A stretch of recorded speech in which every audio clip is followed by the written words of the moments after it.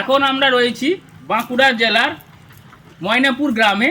সেই মন্দিরের পিছনে রয়েছি, যে মন্দিরের সম্বন্ধে আপনাদেরকে আমি বলবো। তো সেখানকারই বাসিন্দার দুটি বাচ্চা ছেলে আমার পাশে, দুপাশে দুটি রয়েছে। ও আগে পরিচয়টা করিনি। তোমার নাম কি? আমার নাম আরাধ্যা বিশ্বাস। তোমার নাম কি? আমার নাম অর্ঘদীপ বিশ্বাস। তো এই দুজন এই ঠাকুরের সম্বন্ধে কিছু তথ্য আপনাদের কাছে তুলে ধরবে। চলে আসুন, আসুন। তুমি বলো এই ঠাকুরের সম্বন্ধে, ক্যামেরার দিকে তাকিয়ে, ক্যামেরার দিকে তাকিয়ে সম্বন্ধে। আমার তো জানা নেই বিষয় সম্বন্ধে, বলো। এই চণ্ডী মন্দিরটা হলো 200 সাল পুরনো।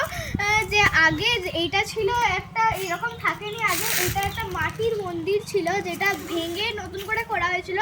এই মন্দিরটা যখন প্রথম করা হচ্ছিল তখন একটা ঘটনা ঘটেছিল, সেটা আমি জানি না, কিন্তু আমাকে আমার ঠাকুমা বলেছে যে এখানে যখন মন্দিরটা করা হচ্ছিল, মানে প্রথমবারে যখন করা হচ্ছিল, মাটির মন্দির ছিল তো বারে বারে ভেঙে পড়ে যাচ্ছিল।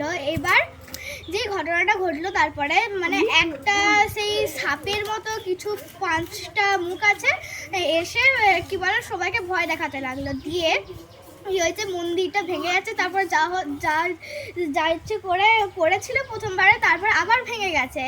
দিয়ে শেষকালে বললো যে একটুখানি পাকার করে দিতে। তারপরে পাকার করার পর কিছুদিন টিকে ছিল। এখন আবার মন্দিরটা ভেঙেছে, নতুন করেছে এটা। আর এখানে একটা শেওড়া গাছ ছিল, সেটা কেটে দেওয়া উচিত হয়নি। যখন এই শেওড়া গাছটা কাটা হচ্ছিল, অদ্ভুতভাবে এর গা থেকে জল বেরোচ্ছিল, কিন্তু তারপরে এখনো আছে এইটা। আর তারপর ছাদ পড়েছে এইটা। আর এর সম্বন্ধে আর কিছু জানা আছে তোমার? আর কিছু না। এবার পাশের মন্দিরটার সঙ্গে এসো ক্যামেরা। এবার এই পাশে, আমি কিন্তু বলবো, ঠিক আছে, এই পাশে এই মন্দিরের সম্বন্ধে তোমার কিছু জানা থাকলে একটু দর্শকের সামনে তুলে ধরো, এইদিকে তাকিয়ে বলো। এই যে এই ঠাকুরটা আছে, এইটা নাকি শুনেছি সেই যে শিব ঠাকুরটা, ওই এই দুটো ঠাকুর একসঙ্গে ওই মাঠের কোণ থেকে পাওয়া গেছিল। এই ঠাকুরটা এই পুকুরের ভিতরে ছিল। এইটা অদ্ভুত ভাবে একদিন সামনে ভেসে চলে এসেছিল। সেইটাকে এখন পুজো করা হয় ষষ্ঠী রূপে। এই যে এইটার এখন কোনো মন্দির হয় না, আর ওইটা তো তুলসী মন্দির। আর কিছু জানা নেই না মন্দিরের সম্বন্ধে? Thank you. আর এদিকে আবার ক্যামেরাটা দেখাবো।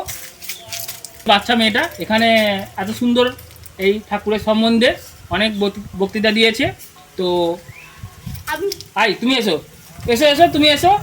ও যাই হোক আসতে চাইছে না, যাই হোক।